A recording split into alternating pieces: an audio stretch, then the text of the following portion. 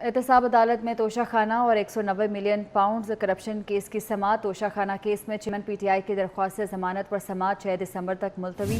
अदालत ने 190 million pound corruption case में बुशरा बीबी की अबूरी जमानत में 6 दिसंबर तक तौसीक कर दी है। एहतसाब अदालत में तोशा खाना और 190 मिलियन पाउंड करप्शन केस की समाअत हुई। तोशा खाना केस में चेयरमैन पीटीआई की दरख्वास्त जमानत पर समाअत 6 दिसंबर तक मुलतवी कर दी गई। चेयरमैन पीटीआई की दरख्वास्त जमानत पर समाअत 6 दिसंबर तक मुलतवी।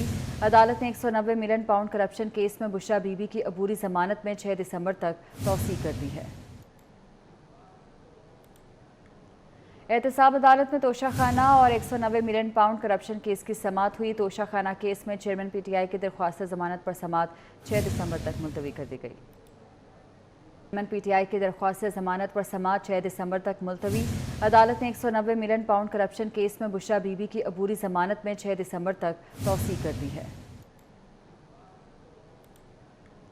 एहतसाब अदालत में तोशा खाना और 190 मिलियन पाउंड करप्शन केस की समाअत हुई। तोशा खाना केस में चेयरमैन पीटीआई की दरख्वास्त जमानत पर समाअत 6 दिसंबर तक मुलतवी कर दी गई।